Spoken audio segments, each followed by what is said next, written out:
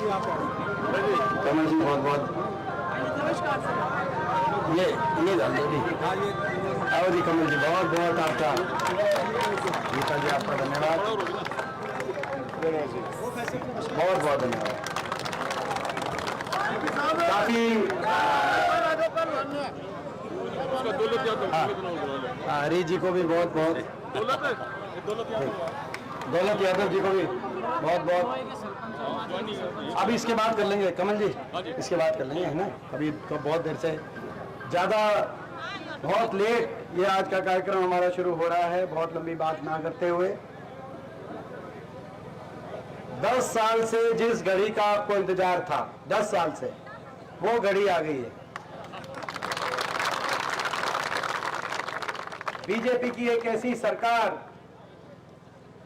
मैं पूछना चाहता हूं 10 साल में हरियाणा का और आपका भट्टा बिठाने में बीजेपी ने कोई कसर तो नहीं छोड़ी भाई, नहीं बता भाई। मैं देखो भाई, मैं पूछना चाहता हूं आपसे, ईमानदारी से आप बताना, कौन कौन वो साथी हैं जो चाहते हैं कि भाई ये सरकार बदले। ये भाई ये छिक लिए कसर बाकी रह रही है। कदे कोई न्यू कहता हो, यूं मानता हो कि भाई 10 साल जो किया बोला वो 5 साल और इनफैक्ट है, ऐसा तो कोई नहीं भाई। तो एक ही रास्ता है, आपकी सरकार बनाने का एक ही रास्ता है, दूसरा रास्ता नहीं है। और वो रास्ता है हाथ के निशान का बटन दबा के राजेंद्र जून जी को यहां से आप जिताओ। तभी ये जो संघर्ष किया 10 साल बीजेपी से आपने अपने इलाके के लिए, हरियाणा के लिए, इसकी अग्नि परीक्षा आपको देनी। बहुत नुकसान कर दिया बीजेपी ने हरियाणा का और हमारे इलाके का और आपका, बहुत नुकसान कर दिया। मौका अगर चूक गए, ये मौका चूक गए, किसी भ्रम में आके चूक गए, किसी निर्दलीय के भ्रम में आके चूक गए, या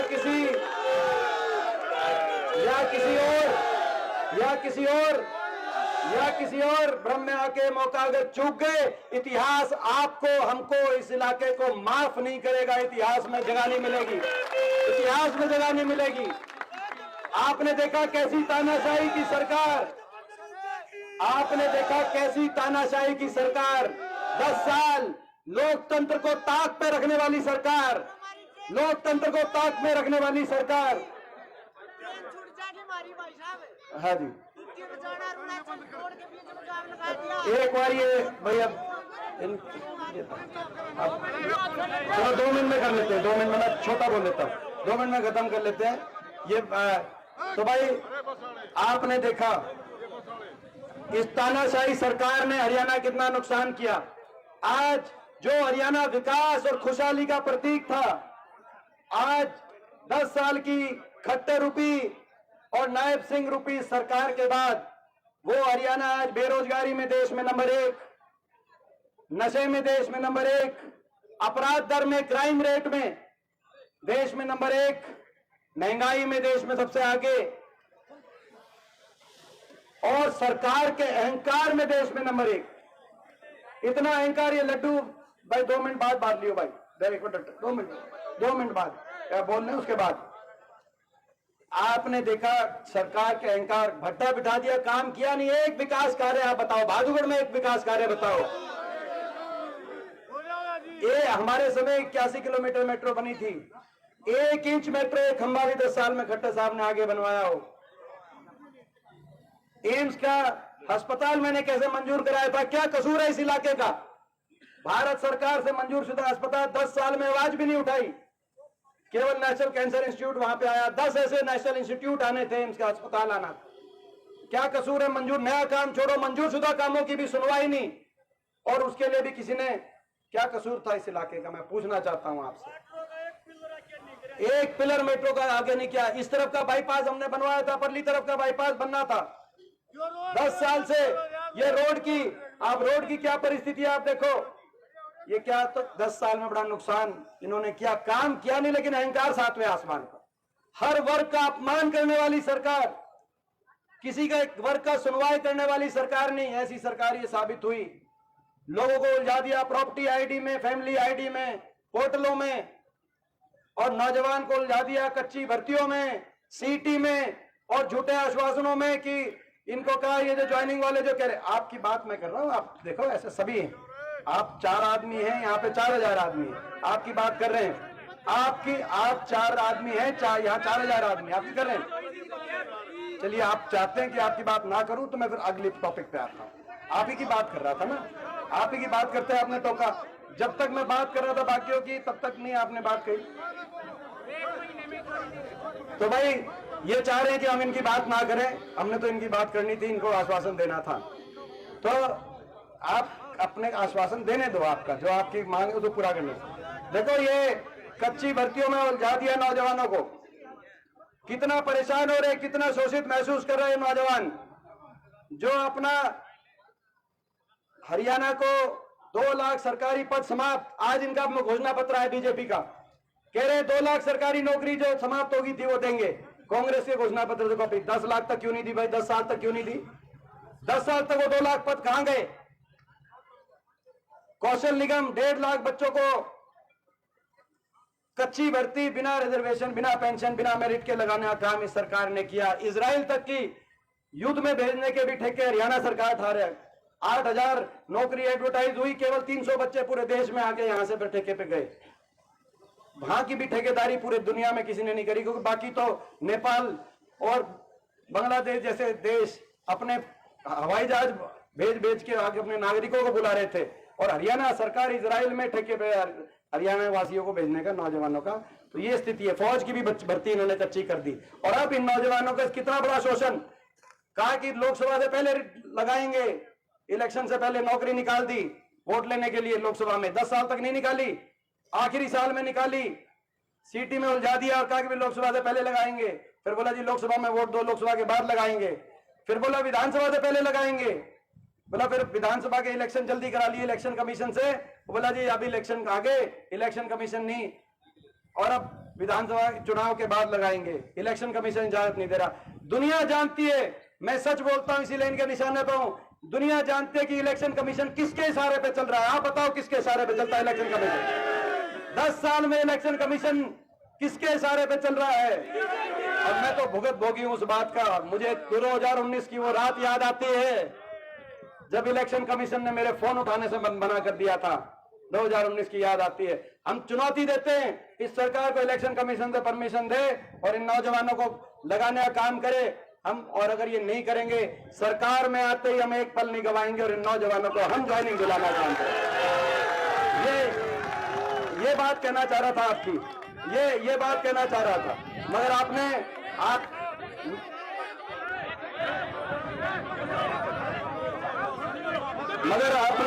तो देखो, आपने देखा आज कितना ये परेशान, 10 साल तक जिन्होंने परेशान किया ये नौजवान उनके पास भी नहीं जा पा रहे। ये भी 10 साल के बाद कांग्रेस की सरकार से उम्मीद कर रहे। तो आपने देखा इस सरकार ने कितना, तो इतना भाई इन्होंने सबको उलझा दिया और सबका अपमान किया। कोई ऐसा वर्ग नहीं जिसको ये सड़क पे ना लेके आया, इतना 7वें आसमान पे इनका अहंकार। कोई वर्ग नहीं जो सड़क पे ना आया, और कोई वर्ग ऐसा नहीं जिसकी अनसुनी इन्होंने ना की हो। चाहे ये ऐसे नौजवान हो जो सड़क पे 10 साल तक, अभी 10 साल की सरकार के बाद भी आज ही घूम रहे हैं, चाहे वो कर्मचारी हो, ओल्ड पेंशन स्कीम के लिए गए थे उन पे लाठीचार्ज, चाहे सरपंचों पे लाठीचार्ज, चाहे किसान एमएसपी को बचाने के लिए 750 किसानों के घर उजड़ गए। 750 इतिहास में लिखा जाएगा, और इसीलिए मैंने कहा था इतिहास माफ नहीं करेगा। 750 किसानों के घर उजाड़ने वाली सरकार अगर आपस में किसी भ्रम की वजह से सरकार दोबारा सिंहासन पर बैठ जाती है तो इतिहास आपको और हमको माफ नहीं करेगा। आज मैं ये कहने के लिए आपके बीच में आया।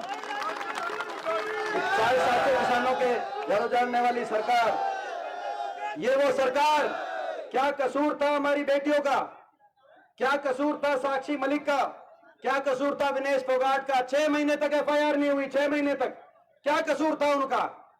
6 महीने तक एफआईआर नहीं हुई। दिल्ली के सड़कों पे घसीटने का काम इस सरकार ने उनको किया। दिल्ली की सड़कों पे घसीटने का काम, दिल्ली के 3 तरफ हम बसे, दिल्ली के 3 तरफ बसा हरियाणा, लेकिन हम अपनी बेटियों को न्याय नहीं दिला पाए। 6 महीने के बाद सुप्रीम कोर्ट ने जब कहा तब एफआईआर हुई। 6 बेटियों के साथ गलत हुआ। नारा था बेटी बचाओ बेटी पढ़ाओ, नारा बदल गया कि बीजेपी के सांसद बचाओ, बीजेपी के आरोपी सांसदों को बचाओ। और बेटियों के कहने से इस देश में तो अपनी दुश्मन की बहन बेटी की इज्जत को भी अपनी इज्जत माना जाता है, अपने दुश्मन की बहन बेटी की इज्जत को भी। लेकिन उन बेटियों की इज्जत को बीजेपी के आईटी सेल ने और बीजेपी के नेताओं ने उन बेटियों की मान सम्मान और इज्जत को भी कहा कि एक प्रदेश से हैं, एक धर्म से हैं, एक जाति से हैं। क्या कसूर था उनका? उनको न्याय भी नहीं दिया सरकार ने। सरकार का काम तो न्याय कराना होता है। सुप्रीम कोर्ट ने कहा तब एफआईआर हुई। आज इतिहास देख रहा है और देश देख रहा है कि भादुगढ़ हलके का साथ किसको मिलेगा? ऐसे लोगों को मिलेगा जिन्होंने हमारी बेटियों के साथ अन्याय किया, या न्याय की लड़ाई लड़ने के साथ आप खड़े हो गया? देश देख रहा है। तो अहंकार इतना, 7वें आसमान पे इनका घमंड, हर वर्ग के साथ अपमान, और उसके बाद घमंड इतना कि भाई ये बात आई कि भाई बीजेपी हाईकमान पे बात ये पहुंची कि हरियाणा में ये सरकार इस सरकार के प्रति ज्यादा रोष हो गया है, तो बीजेपी हाईकमान ने कहा कि बदल दो सब कुछ। देखा आपने, जिस सेनापति को 10 साल तक कमांड दे रखी थी, सेनापति को कमांड दे रखी थी, जिस सेनापति को जब युद्ध का बिगुल बजा, खट्टर साहब थे कि नहीं मुझे मुख्यमंत्री, जब युद्ध का बुगल बजा और युद्ध वाले दिन उसका सूरज निकला, बोला इस सेनापति को हटा दो, दूसरे को बिठा दो। बीजेपी का मुख्य एक बार तो आप ना एक मिनट आप देखो, आप समझदार हैं तो भाई ये आपने देखा अपने मुख्यमंत्री को बदला कि नहीं बदला? अपने उप मुख्यमंत्री को बदला, उप मुख्यमंत्री की तो छुट्टी कर दी और छुट्टी कर दी। लेकिन आपने देखा होगा ये जो समझौता था, लूट की छूट का समझौता था, जैसे ही छुट्टी हुई दुष्यंत चौटाला ने कहा अगले दिन बयान देके मैं बीजेपी के घोटालों के राज बताऊंगा, और खट्टर साहब ने कहा दुष्यंत चौटाला के घोटालों की जांच कराऊंगा। मिलके लूट गए 5 साल, मिलके लूट गए कि नहीं लूट गए? मिलके लूट गए 5 साल। मगर मैं कहना चाहता हूं, फिर बदल दिए, मैं कहना चाहता हूं लोगों ने तो पिछली बार भी उनको सिंहासन से उतार दिया था, 40 पे रोक दिया था, 75 पार के नारे को लोगों ने हवा निकाल दी थी। 40 पे रुके थे, 40 पे रुके थे कि नहीं रुके थे? मगर 40 से और सरकार बनवाने का जो काम किया किसने किया? जेजेपी ने किया और निर्दलियों ने किया। जितना जिम्मेदार दुष्यंत चौटाला था सरकार बनाने के लिए, उतना ही जिम्मेदार ये निर्दलीय थे जिन्होंने जाके समर्थन दिया और ये सरकार बनी। आप बताओ देश में बीजेपी ने तानाशाही और अपनी सत्ता का दुरुपयोग करके बड़ी बड़ी सरकारों को जनभावनाओं के पीठ में छुरा घोटने क्या साजिशें रची कि नहीं रची? महाराष्ट्र के अंदर क्या हुआ आपने देखा?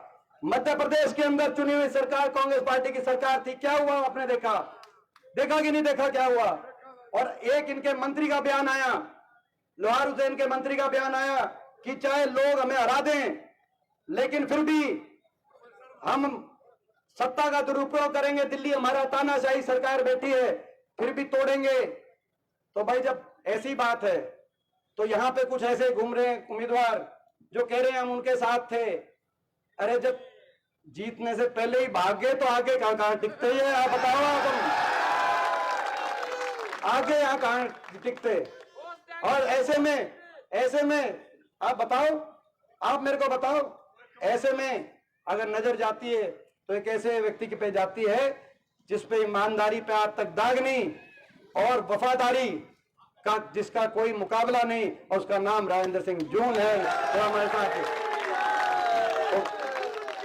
क्योंकि ये लड़ाई देश में, ये लड़ाई आपकी तरफ देश देख रहा है। ये लड़ाई अपने भविष्य को बचाने की लड़ाई, हरियाणा के भविष्य को बचाने की, हरियाणा के नौजवान के भविष्य को बचाने की, बाबा साहब भीमराव अम्बेडकर जी के संविधान को बचाने की ये लड़ाई हम लड़ रहे हैं, और हरियाणा को और अपने इलाके को विकास की पटरी पे आगे लेके जाने की ये लड़ाई लड़ रहे हैं। तो इस लड़ाई में भाई मैं आप सबसे कहना चाहता हूं, इस लड़ाई में एक एक वोट आपके बीच में मैं इसीलिए के गांव में आ रहा हूं क्योंकि मुझे पता है 10 साल तक ये जो संघर्ष किया, जो लड़ाई लड़ी, आसान नहीं था। आपके आशीर्वाद से 10 साल पहले 2014 से 19 तक मैं लोकसभा में था और उसके बाद 5 साल में राज्यसभा में था। 10 साल तक विपक्ष का मैं अकेला सांसद दिल्ली में जाके बैठता था। हरियाणा के 15 सांसद हैं, 10 लोकसभा के, 5 राज्यसभा के, 14 बीजेपी के। आप सोच के देखो आपके इस बच्चे पे क्या बनती होगी। जहां देश की राजनीति की चौपाट बिकती है, वहां पर जब जाकर यहां पर जब किसान आंदोलन चल रहा था या संविधान को तोड़ने की बात चल रही थी, जब बेटियों को घसीटा जा रहा था, तो आपका बच्चा जब अकेला खड़ा होता था और पूरी देश की बीजेपी टूट के पड़ती थी, मगर फिर भी वहां पे हम टिके रहते थे, खड़े रहते थे, संघर्ष किया। आपने, हमने, सबने बीजेपी के अन्याय के साथ संघर्ष किया और आज ये दिन आया है। तो भाई मैं पूछना चाहता हूं, इस मौके को आप चूकोगे तो नहीं? बहादुरगढ़ वासियों, ये बताओ, इस मौके को चूकोगे तो नहीं? इस मौके को मत चूकना, नहीं तो इतिहास आपको और हमको माफ नहीं करेगा। बीजेपी जो है, मैं समझता हूं शातिर पार्टी है। आज पूरे प्रदेश में आपके पक्ष में लहर चल रही है। कांग्रेस पार्टी की सरकार बनने जा रही है। पूरा देश तो हरियाणा की तरफ देख रहा है, पूरा देश हरियाणा की तरफ देख रहा है और पूरा प्रदेश रोहतक लोकसभा की तरफ देख रहा है कि दीपेंद्र की कमर कितनी मजबूत है। पूरा प्रदेश देख रहा है। मेरी कमर को भाई, मेरी कमर को मजबूत रखना, मेरी कड़ ना लगने दी और मैं तुम्हारे खातर छाती अड़ा दूंगा जहां कहोगे हाँ राजी। ये लड़ाई इस बात की लड़ाई है। और अगर यहां पर किसी कारणों से अगर भ्रमित हो गए, तो मैंने जैसे कहा, तो भाई ये चुनाव है, इसको आप समझना। अपना इलाका आगे कैसे जाए, प्रदेश आगे कैसे जाए, ये इस बात को आप समझना और खुशहाली हरियाणा प्रदेश में कैसे आए, इस बात को समझना। आज इतना आपने जो मान सम्मान किया, पूरे गांव की 36 बिरादरी का मैं धन्यवाद करता हूं। सरकार बनेगी अक्टूबर में, 6000 बुढ़ापा पेंशन देश में सबसे ज्यादा करने का काम करेंगे। 300 यूनिट तक बिजली में राहत देने का काम करेंगे। हमारे एससी समाज, बैकवर्ड समाज के सभी हमारे गरीब परिवारों के लिए 100 गज की प्लॉट की योजना दोबारा शुरू करने का काम करेंगे। 3.5 लाख की आर्थिक सहायता से इंदिरा आवास योजना दोबारा से लेके आने का काम करेंगे। महंगाई की कमर तोड़ते हुए 500 रुपए में गैस का सिलेंडर हम दिलवाने का काम करेंगे। और महिलाओं को 2000 रुपए का जो है पेंशन के अलग जो अपना जो पेंशन से कम उम्र की जो महिलाएं हैं, उनको 2000 रुपए का महंगाई भत्ता दिलाने का काम करें। आप बताओ 500 रुपए गैस सिलेंडर हमने कहा, तो बीजेपी ने भी कल संकल्प पत्र में कहा कि 500 रुपए गैस सिलेंडर। ये वही बीजेपी है जो वही बीजेपी है जो पीछे क्या कहती थी कि कांग्रेस 500 रुपए में गैस सिलेंडर दे रही है, रेवड़ी बांट रही है कांग्रेस। अगर अब वो बात ठीक थी तो आपने अपने मैनिफेस्टो में कल क्यों घोषणा करी 500 रुपए सिलेंडर की? और वो बात गलत थी तो 10 साल तक 1100 रुपए के सिलेंडर पे रोटी क्यों खुआई मारी? अब क्या 500 रुपए? और हमने कहा कि 2000 महंगाई बता देंगे महिलाओं को, तो कल अपने घोषणा पत्र में कह दिया कि हम भी 2100 महंगाई बता देंगे। अगर महंगाई तुम खुद मान रहे हो इतनी महंगाई है, तो 10 साल तक महंगाई दिखाई नहीं दी तुम्हें? बीजेपी वालों बताओ। और कह रहे हैं कि हम भी 2 लाख सरकारी नौकरी जो खाली समाप्त कर दी हमने, 2 लाख पदों को भरने का काम करेंगे। हमारा संकल्प है कि 2 लाख सरकारी नौकरी आते ही हम 2 लाख सरकारी नौकरी अपने नौजवान। तो कहने का मतलब है 10 साल के बाद भी अपने काम नहीं बता रहे। समझो, काम नहीं बता रहे। ये नहीं बता रहे कि मेट्रो पहुंचा दी हमने यहाँ, ये नहीं बता रहे कि भाई हमने बाईपास निकलवा दिया, ये नहीं काम नहीं बताएंगे। ये नहीं बता रहे स्टेडियम बनवा दिया गांव में भी। ये अपने 10 साल के बाद भी काम नहीं बता रहे। केवल हुड्डा साहब को और मेरे को निशाने पे ले रहे हैं, दिल्ली से आके निशाने पे ले रहे हैं। पूरा हरियाणा के सारे नेता आप देखो, इनकी अगर आधा घंटा बोलते हैं, 29 मिनट हम पे बोलते हैं। हम निशाने पे हैं और 10 साल रहे हैं। 2019 में भी मैं निशाने पे था, क्योंकि ये मैं निशाने पे, हुड्डा साहब निशाने पे नहीं, आप निशाने पे हो। ये आपको, आपकी आवाज को, 36 बिरादरी की आवाज को, ये विपक्ष की आवाज को दबाना चाहते हैं, कुचलना चाहते हैं। और अगर बात ना बने तो जो कहा, जो इनके मंत्री जेपी सिंह जी ने, मंत्री जी ने कहा लोहारू से कि बात ना बने तो कैसे ना कैसे जनादेश को की चोरी करना चाहते हैं। आप चोरी मत होने देना। कई घूम रहे हैं जो डाका डालेंगे इधर उधर से। वोट काटो से बच के रहना। जो ये वोट काटो भाई, अगर वोट आपको अपनी सरकार बनाने के लिए वोट देनी है तो एक ही रास्ता है, अस्पताल है कि रहता है भाई, समझ गए कि नहीं समझ गए सारे? मैं आपसे